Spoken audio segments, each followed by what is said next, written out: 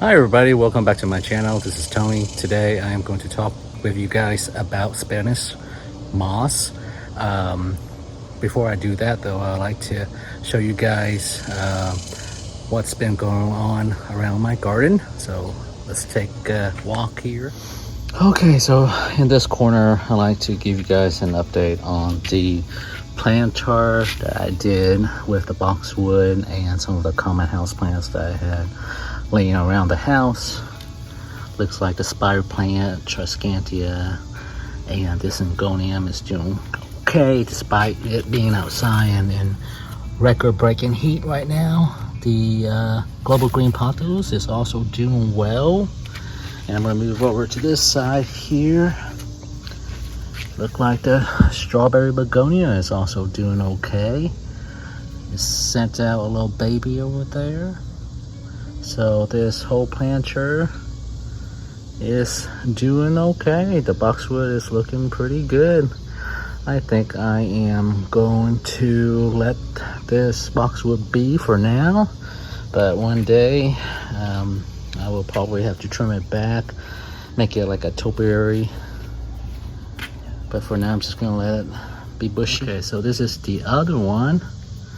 Spider plant's looking okay.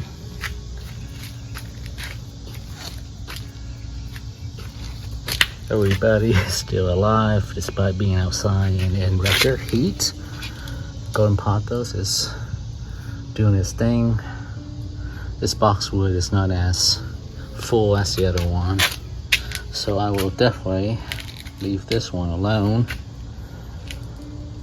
Just want to give you guys an update on this planter. Here are my two variegated rubber tree.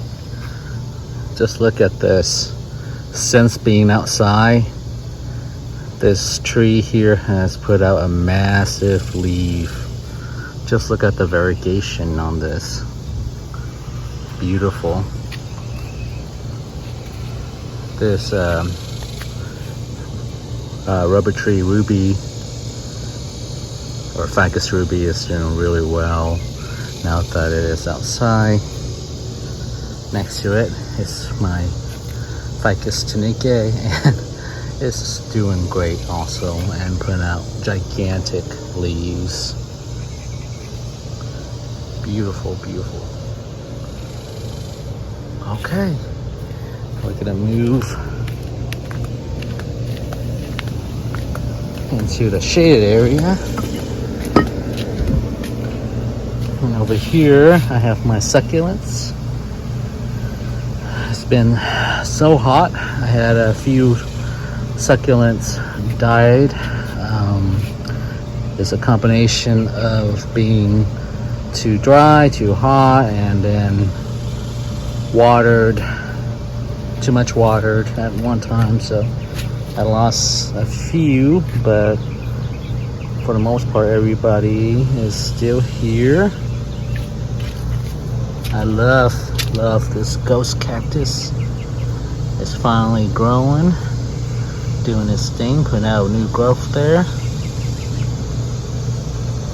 Booby cactus is getting longer. Old man cactus, don't really care for it, but it is growing.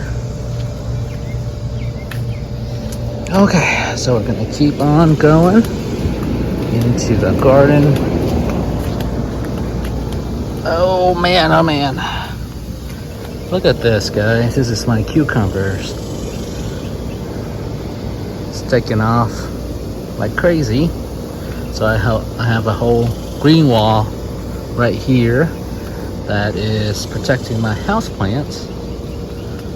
Okay, so getting back to Spanish moss. Spanish moss, I'm sure you guys heard of sphagnum moss, but Spanish moss is pretty common and easy to find in places like Florida, and that's where I was for a couple of days, and I was able to collect some of these guys. And what I like about sphagnum moss is that it is a great substrate for orchids and houseplants. I have my Vanda orchid right here. It's not doing very well, but it did put out a new plant right here. Some of the new roots are in here. What I did was I wrapped the Spanish moss around the root. Spanish moss, like sphagnum moss, retain water and moisture. So whenever this area gets water, the Spanish moss will retain the moisture, and the root of the Vanda will also be able to enjoy that water and also get some of the nutrition from a Spanish moss, and if I decide to feed it with some fertilizer.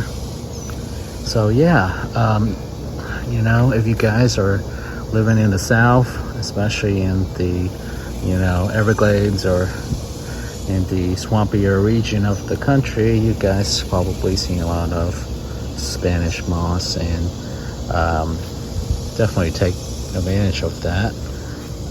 Moving over here, I have only 3 Vanda orchids left, and I've decided to go crazy and wrap them all in Spanish moss. Okay, look at that. So hopefully my Vanda will do better. This heat is just ridiculous. Okay, I'm gonna bring you guys back out of this garden here. Here is a jar of Spanish moss.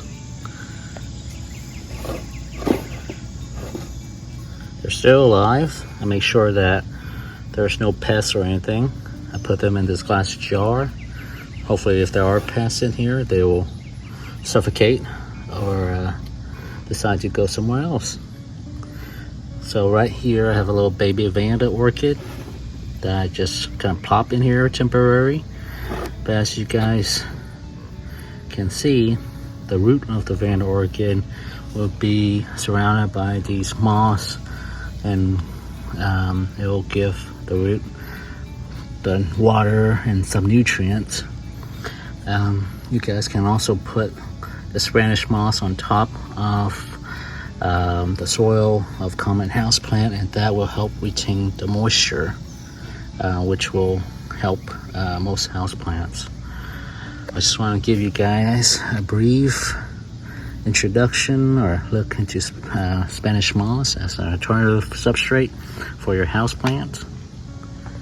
I hope you guys find this somewhat informative, and if you guys like more videos like this, please hit the like button and subscribe to my channel. I'll see you later. Please take care of yourself and your plants.